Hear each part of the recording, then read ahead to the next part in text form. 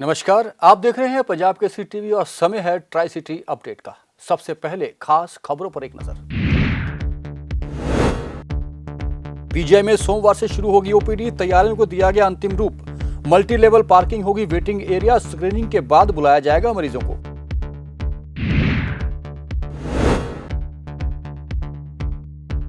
Operation cell ने किया शातिर अपराधी को काबू, पंचकुला व चंडीगढ़ पुलिस का था वांटेड, पिस्टल भी हुई बरामद।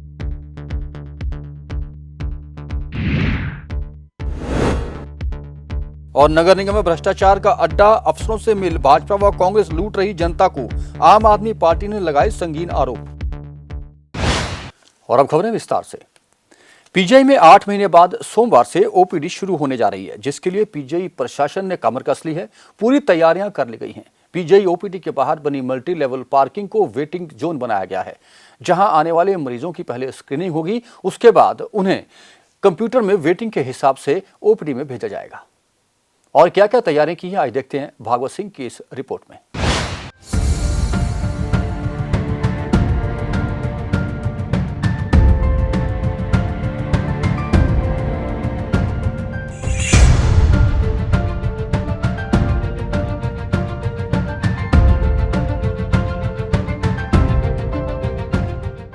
8 महीनों बाद पीजीआई की न्यू ओपीडी एक बार फिर खुलने जा रही हैं, लेकिन इस बार चुनौतियां अलग हैं।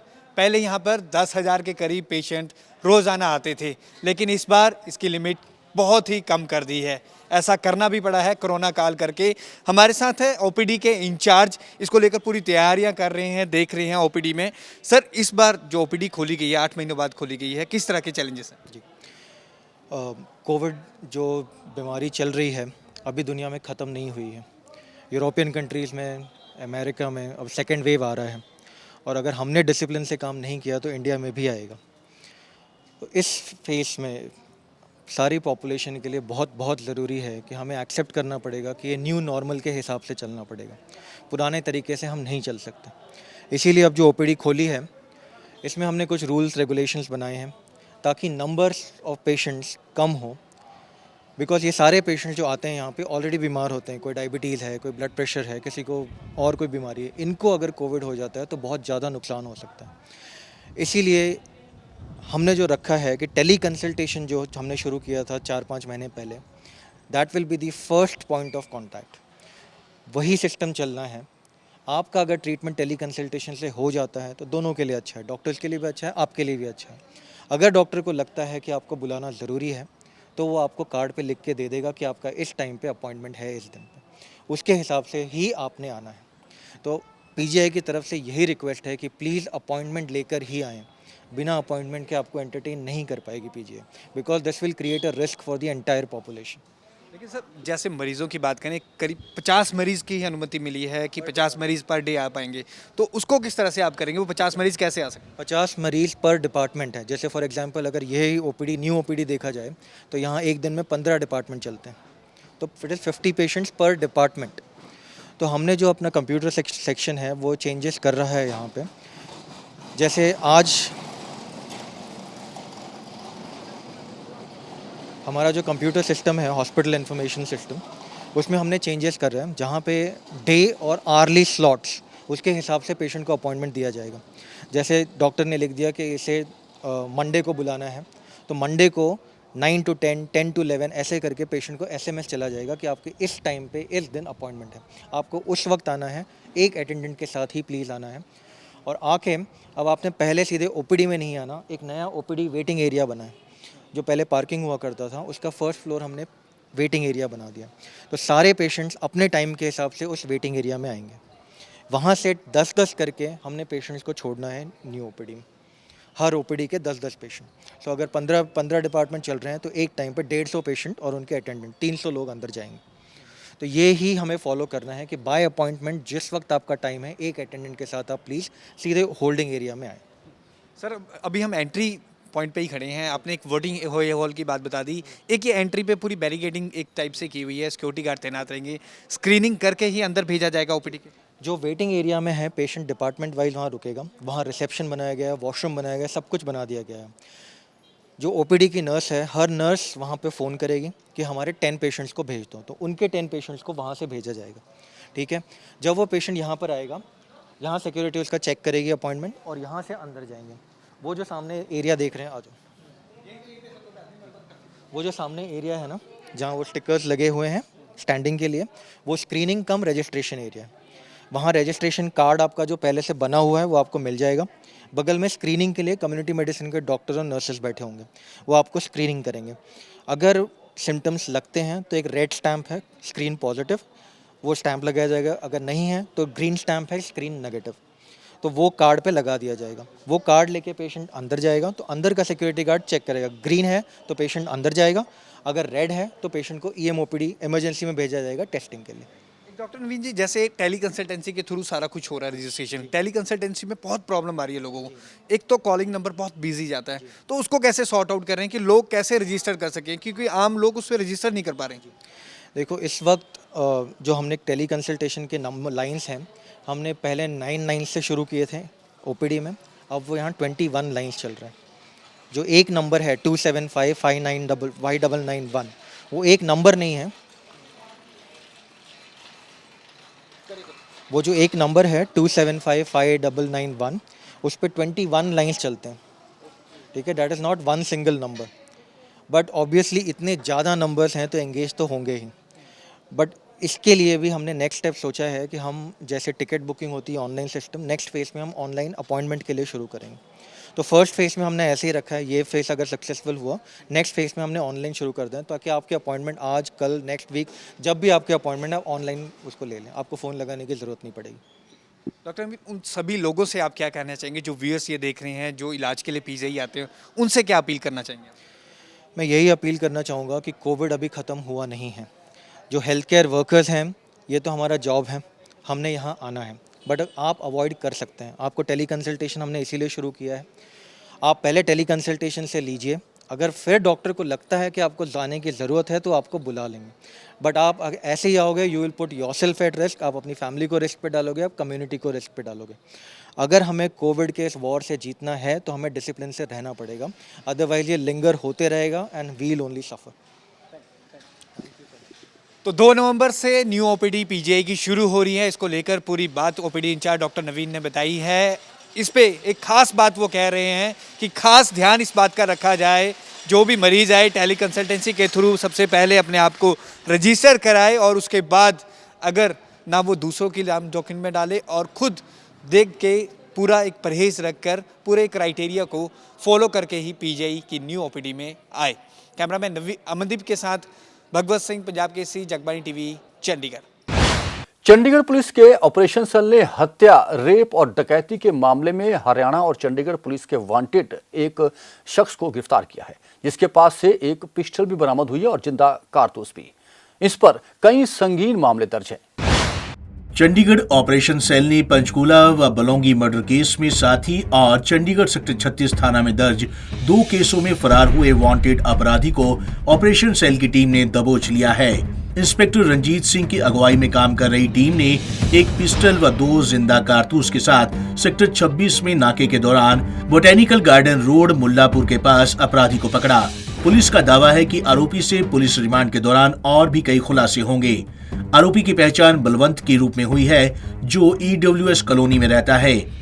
ऑपरेशन सेल की DSP रश्मि यादव ने बताया कि इंस्पेक्टर रंजीत को गुप्त सूचना मिली थी, जिसके बाद सेक्टर 26 में नाका लगाया गया, जहां एक शख्स बाइक पर जा रहा था, जिस पर शक पड़ने पर उसे रोककर तलाशी ली गई। उसके पास से एक पिस्टल व 2 जिंदा कारतूस बरामद हुए। जांच में पता चला कि बाइक आरोपी किसी से मांग कर लाया था, उसका पता भी लगाया जा रहा है। DSP ने कहा कि आरोपी के खिलाफ फैक्ट रोबरी, मोटरसाइकिल थेफ्ट और रेप जैसे अपराध के मामले चंडीगढ़, मोहाली, पंचकूला में केस दर्ज हैं। पंचकूला में एक डकैती केस के चलते 7 साल की सजा हुई थी। उसके बाद एक रेप केस में 10 साल की सजा, जिसमें वह पैरोल पर बाहर आया हुआ था। जो बलवंत सिंह है, ये मतलब अभी चंडीगढ़ के रिसेंट 2 इंसिडेंट्स हुए हैं, और जिसमें एक गाड़ियों का शीशा तोड़ने का है और एक उससे पहले एक राइड का केस हुआ था। दोनों 36 थाने के हैं, और ये 28 तारीख को इसने यहाँ बलौंगी में, मोहाली के अंदर मर्डर भी किया है, तो वो करके भागा हुआ था। तो ये इसके फ्रेश 3 मसले हैं। और पुरानी इसकी इन्वॉल्वमेंट 2017-16 की रही है इन्वॉल्वमेंट। ज़्यादातर इसने चंडीगढ़ में कई जगहों पे डिकॉइटी और चोरी ये सब किया है। और एक वैसे ये सज़ा में था, एक पंचकूला में इसने डकैती की थी, उसमें 7 साल की सज़ा मिली हुई थी। और एक इसका रेप केस में 2017 में वो इसमें इन्वॉल्व था, उसमें भी इसको 10 साल की सज़ा काट के, तो ये अभी पैरोल पे चल रहा था। हाँ, ये असल में पुलिस को इन्फॉर्मेशन थी कि इस तरह का कोई वांटेड क्रिमिनल है। हमें इन्फॉर्मेशन ये नहीं थी कि ये चंडीगढ़ में इन्वॉल्व है। इन्फॉर्मेशन ये थी कि ये ऐसे बलौंगी में एक आदमी ने मर्डर किया और वो भागा हुआ है यहाँ पे। तो एक कोई मोटरसाइकिल है, उस पर ये मिलेगा। और ये जो बोटानिकल गार्डन है अपना मुल्लापुर से पहले, उस तरफ आपको ये मिलेगा। तो हमारी एक इंस्पेक्टर रंजीत सिंह की टीम के साथ में SI जगतार सिंह ये लोग गए, और इन्होंने जैसे ही उसको थोड़ा सा आभास हो गया कि कुछ एक्टिविटी है, तो अपनी बाइक छोड़ के भागा अंदर, जैसे जंगल एरिया है सारा, वहाँ खुला इलाका है उस तरफ को। तो ये लोग पीछे एक तरफ से ये इंस्पेक्टर भागे, एक तरफ से जगतार जी, तो इन्होंने पकड़ लिया, उसको काबू कर लिया। ये इसकी जो हिस्ट्री है ये क्रिमिनल ही है। तो ये 6th पास आउट है, स्कूल ड्रॉप आउट है, और हमेशा अभी 23 साल का है ये, और सारे इसी तरीके के छीना झपटी के क्राइम्स में रहा है। और लास्ट अगर आप देखेंगे अब कि वेपन का यूज़ बढ़ता जा रहा है, तो इसने भी ये वेपन अरेंज किया था पैरोल से निकलने के बाद। यूपी से। तो बाकी अभी आज हम इसको प्रोटेक्ट करके इसका आगे इन्वेस्टिगेट करेंगे कि इसका क्या आगे फर्दर जो इसकी इन्वॉल्वमेंट, यहाँ कुछ और इसने क्राइम किए होंगे, अभी और वेरिफिकेशन करेंगे।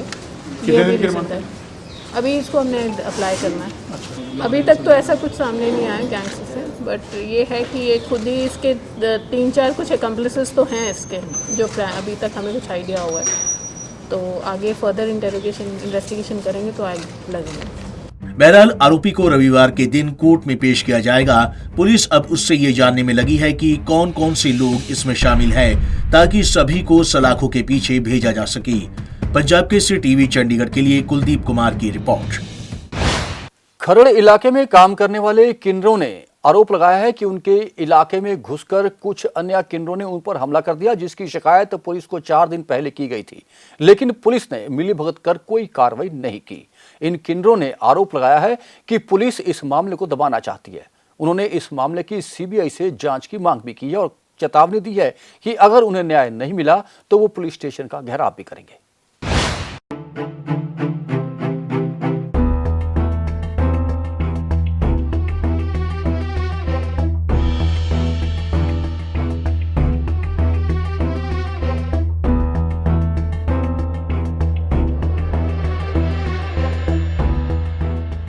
ज्योति के साथ आया, उनने भेजा है ना आपको।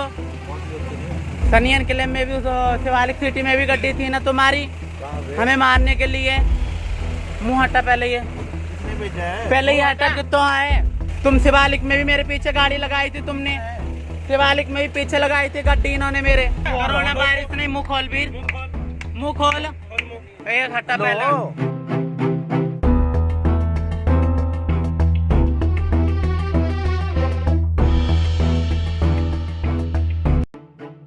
राजनीतिक दबाव, पुलिस की मिलीभगत एवं नाजायज हथियारों के जोर पर गुंडागर्दी का मामला मोहाली जिले के खरड़ में सामने आया है। बताया जा रहा है कि महंत पूजा गुरु बीबी जीत कौर एवं उनके चेलों पर ज्योति डासर, राजेश मलिक, साजन, अरुण जैन और अन्य कई लोगों ने जानलेवा हमला किया। हमलावरों ने महंत और उनके चेलों को इतनी बुरी तरह से मारा पीटा कि उनके कुछ चेले गंभीर रूप से जख्मी हो गए। उनका इलाज खरड़ सरकारी अस्पताल में चल रहा है। जब इस बारे में पुलिस को शिकायत की गई तो पुलिस द्वारा कोई कार्रवाई न कर उक्त आरोपियों पर पुलिस प्रशासन मेहरबान नजर आया। चंडीगढ़ स्थित प्रेस क्लब में पत्रकार वार्ता को संबोधित करते हुए महंत पूजा ने बताया कि आरोपी ज्योति डासर, राजेश मलिक, साजन, अरुण जैन ने उन पर और उनके चेलों पर 26 अक्टूबर को जानलेवा हमला किया था। इसी बात की शिकायत करने वे DCP ऑफिस जा रहे थे, तभी रास्ते में आरोपियों ने अपने साथियों के साथ उन पर फिर से हमला कर दिया। महंत पूजा ने कहा कि वे और उनके चेले इंसाफ के लिए पुलिस प्रशासन के आला अधिकारियों से गुहार लगा चुके हैं, लेकिन पुलिस ने कोई कार्रवाई नहीं की और आरोपियों पर ही मेहरबानी नजर आई। महंत पूजा ने कहा कि आरोपी उन्हें और उनके साथी महंतों को जान से मारने की धमकी दे रहे हैं। अगर पुलिस जल्द से जल्द कानूनी कार्रवाई नहीं करती तो वे कोर्ट का दरवाजा खटखटाएंगे और किन्नर समाज के लोग खरड़ पुलिस स्टेशन का घेराव करेंगे। ये राजेश मलिक जो है ये ज्योति महंत दे नाल रहंदा है शुरू तो ही इन्हां दा हस्बैंड वाइफ वाला चक्कर है। और फिर उसके बाद ज्योति महंत ने अपने राजेश मलिक का प्राइवेट सामान सर्जरी करा के सानू जेल कराई, सज़ा कराई सर, गद्दी हटियाने के लिए, सिर्फ एक एरिया हटियाने के लिए। और उसमें सानू सज़ा भी हुई, जज ने जो ऑर्डर सुनाए हमने उसको भी स्वीकार किया और हमने सज़ा भी काटी। और उसके बाद जब से मैं आई हूँ फरवरी के महीने से, जब से आए दिन सर मेरे बच्चियां दे उत्ते जानलेवा हमले हो रहे हैं। कभी मेरे घर पे आके धमकियां दे के जानते हैं और उन्होंने नाल बाउंसर भी हैं और उन्होंने गड्डी का नंबर भी है और उन्होंने वीडियो भी है हमला करते हुए। ये झगड़ा किस चीज़ का है? झगड़ा ये सर सिर्फ गद्दी का है। जो जीत रानी महंत हैं वो मेरे बुजुर्ग हैं, उन्होंने 70-80 साल खैर विच हो गए हैं, उन्होंने एज 98 साल है। तो वो अपने बाद गद्दी का मालक उन्होंने मैनू बनाया, पहले ਇਹਨੂੰ बनाया ਸੀਗਾ ज्योति ਨੂੰ ਤੇ ज्योति ਦੇ ਮੁੰਡਿਆਂ ਦੇ ਨਾਲ ਸੰਬੰਧ ਹੋਣੇ ਦੇ ਕਾਰਨ मेरे गुरु जी ने जीत रानी महंत जी ने ज्योति को बेदखल करता। तो जब उन्होंने बेदखल करता, जब ज्योति का कोई रास्ता नहीं रहा तो ज्योति ने अपने ड्राइवर का राजेश मलिक का प्राइवेट ऑपरेशन करवा के सामान ऑपरेशन करा के फरकाबाद यूपी विच फरकाबाद फर्जी डॉक्टर तो ऑपरेशन करा के साढ़े ते इल्जाम लाया और सानू उस केस विच सानू सज़ा कराई जे कि वो बेबुनियाद और झूठा सीगा और असी वो स्वीकार करके सज़ा भी कट के आए। मार कुटाई हुई है जब अगले प्रशासन तो भी ऊपर होकर प्रशासन भी कुछ नहीं समझ रहे, SDM ऑफिस भी कुछ नहीं समझ रहे हैं, फिर भी वो साढ़े नाल धक्काशाही कर रहे हैं। असी मजबूर होकर के फिर भी साडी कोई सुनवाई नहीं हो रही। वो मार कुटाई करते हैं, एरिए नूं कब्जाना चाहते हैं दर्ज करवाने की कोशिश करते हैं। कहने का मतलब ये है जब सानू कोई इंसाफ नहीं मिल रहा किते तो भी ताही असी ये प्रेस कॉन्फ्रेंस रखाई है। पुलिस में कंप्लेंट कराई है। साडा पेशेंट 3 दिन तो एडमिट है सिविल हॉस्पिटल खरड़ दे विच। जब इस संदर्भ में महंत ज्योति से बात करनी चाहिए तो ज्योति ने अपने ऊपर लगाए सभी आरोपों को बेबुनियाद बताया। उन्होंने यही आरोप पूजा महंत पर लगाए। पंजाब केसरी टीवी चंडीगढ़ के लिए कुलदीप कुमार की रिपोर्ट। सेक्टर 46 में एक महिला दुकानदार ने साथ लगती दुकान पर काम करने वाली एक युवती को उसकी दुकान में घुसकर पीट डाला। सारी घटना सीसीटीवी कैमरे में कैद हो गई। मामला पुलिस तक पहुंचा, लेकिन आरोप है कि पुलिस शिकायतकर्ता पर दबाव डाल रही है कि वह इस मामले में समझौता कर ले। आइए आपको भी दिखाते हैं सीसीटीवी फुटेज कि क्या हुआ और पुलिस ने क्या कार्रवाई की।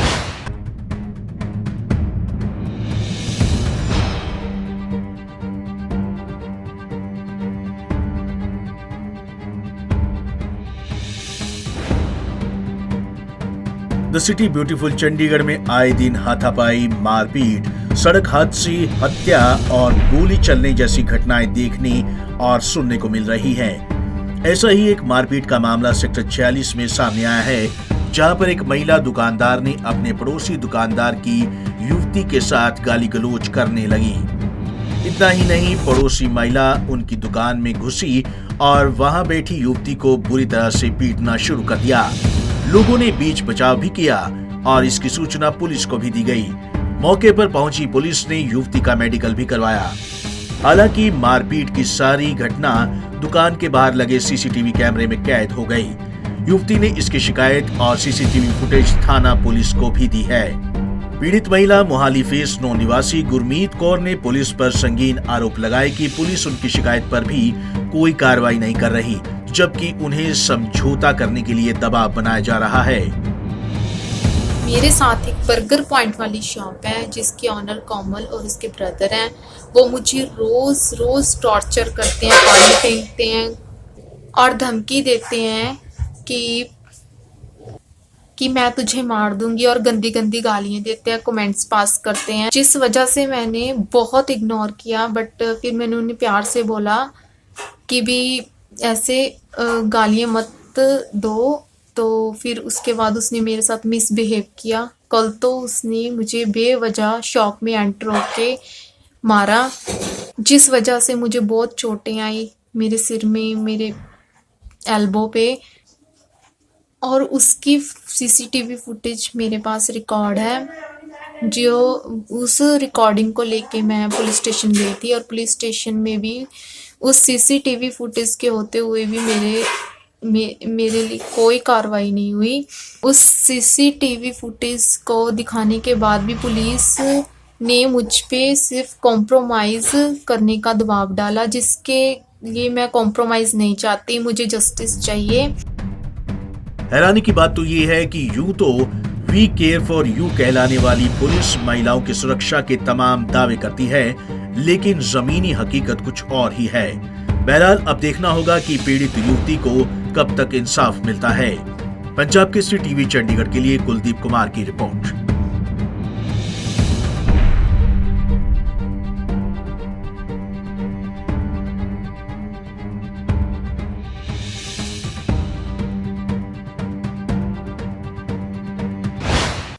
हरियाणा प्रदेश में सरदार वल्लभ भाई पटेल की जयंती मनाई जा रही है। वहीं पंचकुला में कांग्रेस ने इसे सत्याग्रह के रूप में मनाया। उन्होंने भाजपा की जन विरोधी नीतियों की कड़ी निंदा भी की। उन्होंने कहा कि किसान बिल एक काला अध्याय है। प्रदीप चौधरी ने इस सत्याग्रह की अगुवाई भी की। आज हमारे देश की पूर्व प्रधानमंत्री स्वर्गीय इंदिरा गांधी जी की पुण्यतिथि है और सरदार वल्लभ भाई पटेल जी की जयंती है। इस दिवस को, इन दोनों के दिवस को आज पूरे हरियाणा प्रदेश में सत्याग्रह आंदोलन के रूप में किसान अधिकार दिवस के रूप में मनाया जा रहा है। उस सिलसिले में हम सभी साथी यहाँ बैठे हैं कि जो आज किसान से, मजदूर से जो जुर्म जातियाँ मौजूदा सरकार कर रही है, सत्याग्रह, क्योंकि कांग्रेस पार्टी ने सत्याग्रह आंदोलन से बहुत उपलब्धियाँ हासिल की हैं। सत्याग्रह हमारी पार्टी की एक नींव है और अहिंसा के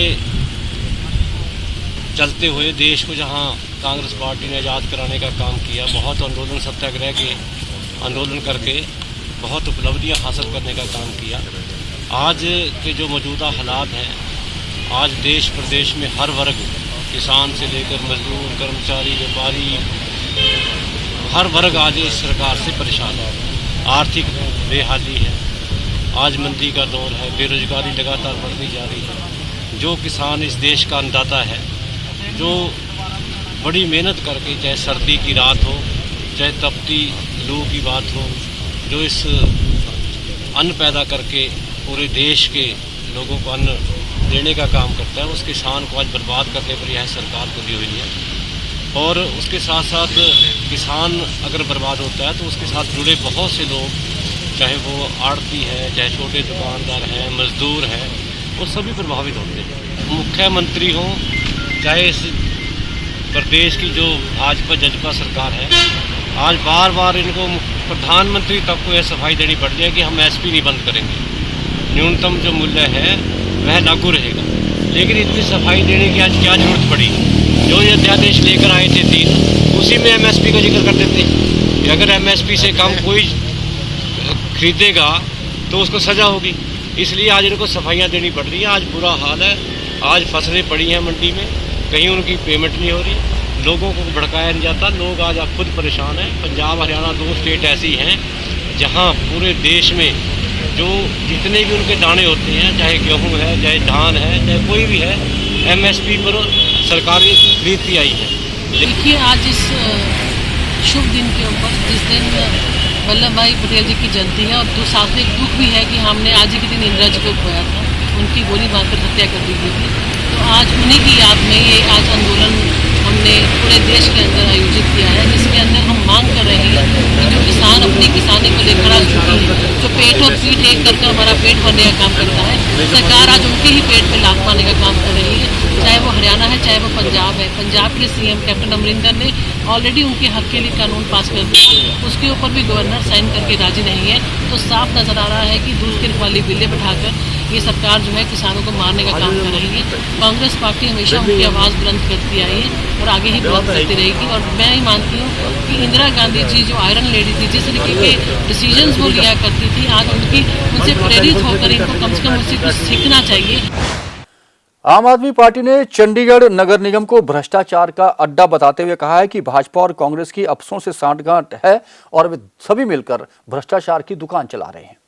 उन्होंने आरोप लगाया कि जन कार्य रुके हुए हैं और विकास को गति नहीं मिल रही। आम आदमी पार्टी ने कहा कि कांग्रेस और भाजपा नहीं चाहती कि शहर का विकास हो। 7 महीने बाद नगर निगम की फिजिकल बैठक हुई थी। बैठक में कई अहम मुद्दे आए थे, चाहे पानी के बढ़े हुए मुद्दे हों, सेक्टर 23 के बूथों का किराया हो, रीकारपेटिंग सहित कई मुद्दे ऐसे थे, लेकिन कोई भी डिसीजन नहीं हो पाया। हर व्यक्ति नाखुश है क्योंकि डिसीजन जो हो पाने थे पब्लिक के लिए वो नहीं हो पाए। मेरे साथ आम आदमी पार्टी के संयोजक प्रेम गर्ग हैं। सर, ये जो एमसी की जो बैठक हुई फिजिकल, काफ़ी समय बाद हुई, किस तरह से आप देखते हैं? एमसी की बैठक का दोनों कांग्रेस और बीजेपी के काउंसलर्स ने एक बहुत अच्छा ड्रामा रचा पब्लिक की डाइजेशन के लिए, लेकिन वो कहते हैं खोदा पहाड़ निकली चूहिया, उसमें कुछ भी नहीं हुआ। आपने देखा होगा कि तीनों जो मेन मुद्दे थे, घड़ियों वाला मुद्दा था, तो सेक्टर 23 के जो बूथ्स के किराया का था और ये पानी के रोल बैक करने का था, तीनों मुद्दे बेसिकली इन्होंने डेफर कर दिए। अब पानी के मुद्दे का बेसिकली हमारी डिमांड ये थी कि सारा रोल बैक हो, क्योंकि इस वक्त कोरोना काल में पानी का रेट बढ़ाने का कोई बिल्कुल भी कोई औचित्य नहीं बनता। और ख़ास करके ये जैसे दिल्ली में हम कर रहे हैं ना कि पानी आपकी बेसिक रिक्वायरमेंट है, अगर आप पैसा नहीं दे, आज बिल नहीं दे पाए, आपका पानी रोक देंगे क्या? पानी कहाँ से पियोगे? बेसिकली क्या है, गरीब आदमी का, किसी भी आदमी को बिजली और पानी की थोड़ी रिक्वायरमेंट तो मिनिमम फ्री करनी चाहिए। जैसे दिल्ली में हमने यही बेसिस यही लिया है कि 200 यूनिट बिजली के और 20,000 लीटर पानी वो बिल्कुल फ्री हो, ताकि अगर आप पास पैसा नहीं भी है, जैसे कोरोना काल में आपने देखा होगा कि लोगों के पास खाने के लिए ना गवर्नमेंट ने फ्री दिया ना खाना, तो इसलिए पानी और बिजली थोड़ी क्वांटिटी तक तो फ्री मिलना चाहिए। उसके बाद जो है आप रेट लगाइए, कोई बात नहीं। और दूसरा आपने देखा होगा रोल बैक करने की डिमांड थी, लेकिन इन्होंने कहा कि अपर स्लैब पे थोड़ा रेट कम करने का रिकमेंड किया है, लेकिन नीचे वाला एज इट इज रख दिए। अब यादव साहब कह रहे हैं कि हमारा 250 करोड़ रुपये का खर्चा आता है पानी पे और हम 75 करोड़ रुपया सिर्फ रिकवर करते हैं, तो इसलिए पानी के रेट बढ़ाने चाहिए। बाकी भी तो टैक्सी लेते हो ना आप, बाकी जो टैक्सी लेते वो भी तो इसमें एडजस्ट होंगे ना। आप हाउस प्रॉपर्टी टैक्स लो, उसको किसमें खर्चा करोगे? तो इसलिए दूसरे टैक्सेज हैं, आपको जीएसटी मिलता है, सीजीएसटी मिल रहा है, सब कुछ मिल रहा है, उसको इस पे पानी पे खर्च करो, क्योंकि ये तो बेसिक रिक्वायरमेंट है, पानी बिजली बेसिक रिक्वायरमेंट है, तो वो तो सबको मिलनी चाहिए। सर, ये स्मार्ट वॉच का जो मुद्दा था, सफाई कर्मी काफ़ी नाखुश हैं। स्मार्ट वॉच के मुद्दे को आप कैसे देखते हैं? 17 लाख रुपए वो कह रहे हैं कि हर मंथ देने पड़ेंगे, अब वो चीनी घड़ियाँ होगी। मेरा ये कहना है कि कोई भी जो म्यूनिसिपल कॉर्पोरेशन या एडमिनिस्ट्रेशन कोई भी फैसला लेते हैं, उससे पहले ही स्टेक होल्डर से बात करके उनको कॉन्फ्रेंस में लेकर करना चाहिए। अब करोड़ों रुपए आपने खर्च दिया, ठीक है, अब क्या होगा कि अगर ये घड़ियों का कैंसिल करते हो तो 3 करोड़ कितने करोड़ रुपया काउंसलर्स को देना पड़ेगा एज पर रूल, तो वो भी गलत है। और दूसरा है कि विन विन सिचुएशन हो चाहिए कि कॉर्पोरेशन के जो एम्प्लॉइज हैं उनको भी सेटिस्फेक्शन मिलनी चाहिए और आपकी जो अटेंडेंस वाली प्रॉब्लम वो भी सॉल्व होनी चाहिए। ये भी नहीं मैं चाहता कि लोग घर में बैठे रहे और उनका अटेंडेंस लगती रहे जैसे कि पहले होता रहे, लेकिन इसका बीच का कोई मुद्दा निकलना चाहिए। जैसे आपके मोबाइल फ़ोन में कोई जीपीएस इनेबल कर दें तो उससे कितने के लोग, हम लोगों पे विश्वास करना चाहिए। ये नहीं कि लोग चोर हैं, कोई आप अपना मोबाइल किसी को देके तो सारा दिन दूर नहीं रह सकते। आपके मोबाइल में जीपीएस लग जाए, उससे आप ट्रैकिंग कर लो। घड़ियों पे 467 रुपये पर मंथ का आप खर्चा दे रहे हो, ये तो सरासर के बेवकूफ़ी है ना। मेरे ख्याल से बेवकूफ़ी नहीं कहूँगा, ये वेस्टेज ऑफ मनी है। नगर निगम वैसे तो कहता है कि हमारे पास फंड नहीं है, चंडीगढ़ नगर निगम हर बार ये कहता है कि हमारे उस काम के लिए फंड नहीं है, उस काम के लिए फंड नहीं है, लेकिन शहर में जो भी काम हो रहे हैं अगर हम देखें, आप वर्किंग किस तरह से देखते हैं? चाहे रीकारपेटिंग हो रोड्स की, पब्लिक टॉयलेट्स को अभी तोड़ा गया है, किस तरह से देखते? मेरा हमेशा ये कहना है कि गवर्नमेंट में सेविंग ऑफ मनी का कोई कंसेप्ट नहीं है।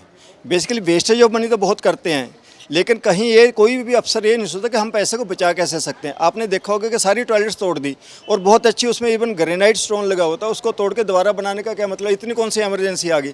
ऐसी बस शेल्टर 3 साल पहले तोड़ दिए, जब आपने बनाने थे तभी तोड़ते हैं, 3 साल से तोड़ के छोड़ दिए और बने अभी तक ने, लोग बेचारे बारिश में खड़ते हैं। ऐसे आपने रोड रीकारपेटिंग, अभी मैंने डाला था मैसेज कि 32 सेक्टर जीएमसीएच के पीछे रोड की आज रीकारपेटिंग, आप जाके देख लो, उसमें 1 भी इंच जगह की अगर जरूरत हो रीकारपेटिंग, आप मेरे को बताओ। 22 में कल पार्किंग में रीकारपेटिंग हुई है, उसमें 1 भी इंच की रीकारपेटिंग की जरूरत है। बेसिकली रीकारपेटिंग की तो जरूरत ही नहीं होती।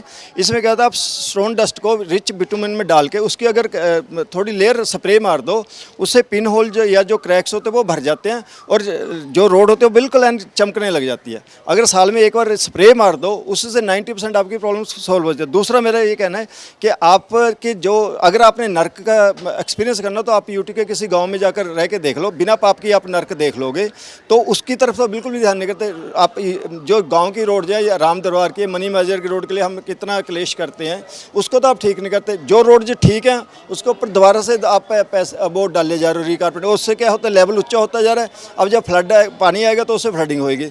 कई जगह 5 सेक्टर में आप देखो घरों से ऊपर उसका रोड का लेवल हो गया। तो हम बार बार कहते हैं कि इसकी स्क्रैच करके इसके ऊपर रोड को बनाना चाहिए। वो फिर ऊपर से ऊपर डालते हैं, उससे फिर लेयर जो है उखड़ती रहती है, इसका कोई फायदा नहीं। एमसी की जो वर्किंग हो रही है इसके लिए आप रिस्पॉन्सिबल किसको मानते हैं? भाजपा वाले कह रहे हैं कि कमिश्नर हैं वो जो करना नहीं चाहते लोक हित में काम। इसमें देखो आज की डेट में एमसी जो है भ्रष्टाचार का अड्डा बनी हुई है, टोटल भ्रष्टाचार है, इसके अलावा कुछ भी नहीं। मैं तो यही कहता हूँ भ्रष्टाचार का अड्डा इसका नाम रख देना चाहिए, या तो एमसी को डिजोल्व कर देना चाहिए। एमसी की बेसिकली जरूरत ही कोई नहीं है चंडीगढ़ को। एमसी के बनने से पहले आप देखो कि चंडीगढ़ बहुत अच्छा था, सुंदर था, सब ठीक चल रहा था। एमसी ने एक खर्चे का ही एक हमने सफ़ेद हाथी पाल लिया, और इसके लिए मैं ये कहूँगा बीजेपी के काउंसलर, कांग्रेस के काउंसलर और एमसी के अफसर, ये सभी की मिली भगत है और सभी ने इसको एमसी को लूटने का एक जरिया बना रखा है। जबकि इस इतने ही खर्चे में हम ये आम आदमी पार्टी वाले ये डिक्लेयर करते हैं हमेशा कि अगर हम कभी एमसी में चुनकर आए तो हम कोई भी टैक्स जो लग रहा है इसको बिल्कुल ठीक करेंगे, बढ़ाएंगे बिल्कुल भी नहीं अगले 5 साल तक, और इसी एमसी को हम प्रॉफिट में ला कर दिखाएंगे। आप कहीं ना कहीं ये बात बोलते हैं कि टैक्स नहीं बढ़ाएंगे, प्रॉफिट में लेकर आएंगे। आम आदमी पार्टी इस पे राजनीति नहीं कर रही है? आने वाले इलेक्शन पर उनकी नज़र नहीं है? नहीं, बिल्कुल राजनीति नहीं। मैं खुद चार्टर्ड अकाउंटेंट हूँ और मेरे को पता है कि कहाँ पे पैसा खर्चना चाहिए, कहाँ पे बचाना चाहिए। अगर आज 100 रुपये एमसी में खर्चा जा रहा है तो 70 रुपये उसमें वेस्ट हो रहा है। मैं वो 70 रुपये ही बचाकर उसी को पब्लिक वेलफेयर पे लगाऊंगा। आपने दिल्ली में यही देखा होगा कि हमने पिछले 6 साल में एक भी टैक्स नहीं बढ़ाया, लेकिन इसके बावजूद हमारा जो दिल्ली का बजट है हमेशा सरप्लस में चला आ रहा है आपके सामने, और सब कुछ फ्री है वहाँ पे। स्कूल, हेल्थ, बिजली, पानी, सब कुछ आपने देखा होगा बिल्कुल फ्री है या बहुत कम रेटों, देश के सबसे कम रेटों पे है। और जो दिल्ली के स्कूल हैं वो मेरे ख्याल इंडिया में कहीं भी इतने अच्छे क्वालिटी के स्कूल या हॉस्पिटल नहीं है। तो यही चीज़ हम चंडीगढ़ में करके दिखाते हैं। इसमें कोई पॉलिटिक्स नहीं, मैं कोई बहुत ज़्यादा पॉलिटिक्स नहीं करता कभी भी आप, लेकिन हम एक ईमानदारी से चलेंगे। ईमानदारी से चलने से क्या, जो 70 रुपये आप वेस्ट कर रहे हो वो 70 रुपये से ही हम टैक्स बचा लेंगे। आम आदमी पार्टी के संयोजक हैं प्रेम गर्ग, कहीं ना कहीं एमसी को ये भ्रष्टाचार का अड्डा बोल रहे हैं और वादे भी कर रहे हैं कि अगर हम आते हैं सत्ता में, यानी कि आने वाले भविष्य की बात करते हैं, कहीं ना कहीं चुनावों पर भी इनकी नज़र है। तो इस दौरान आम आदमी पार्टी भी कभी बहुत एक्टिव नज़र आ रही है और एमसी में सभी को घेर रही है। कैमरामैन अमनदीप सिंह के साथ भगवत सिंह, पंजाब केसरी, जगबानी टीवी, चंडीगढ़। और अब कोरोना अपडेट। ट्राई सिटी में कोरोना के मरीजों की गिनती लगातार कम हो रही है और रिकवरी रेट बढ़ता जा रहा है। आज चंडीगढ़ में 67 नए कोरोना पॉजिटिव पेशेंट आए, जबकि 1 की मौत हो गई। वहीं पंचकुला में 36 नए मरीज आए, जबकि किसी की मौत की सूचना नहीं है। मोहाली में आज नए 81 मरीज आए और 1 की मौत हुई है। ट्राई सिटी में कुल 184 मरीज आए और 2 की मौत हुई है। आप भी सुरक्षित रहें, कोरोना से बचें, सोशल डिस्टेंसिंग का पालन करें और मास्क लगाकर रखें। समय समय पर हाथ भी धोते रहें। और अब मौसम की जानकारी। चंडीगढ़ में आज अधिकतम तापमान 32 डिग्री सेल्सियस और न्यूनतम तापमान 16 डिग्री सेल्सियस रिकॉर्ड किया गया। मौसम में नमी की अधिकतम मात्रा 32% रही। आने वाले 24 घंटों में 3 किलोमीटर प्रति घंटा से हवाएं चलेंगी और मौसम में ठंडक का एहसास होगा। ट्राई सिटी अपडेट में अब तक के लिए बस इतना ही। कुछ और खबरों के साथ फिर हाजिर होंगे, तब तक के लिए रमेश हांडा को आज्ञा दीजिए। नमस्कार।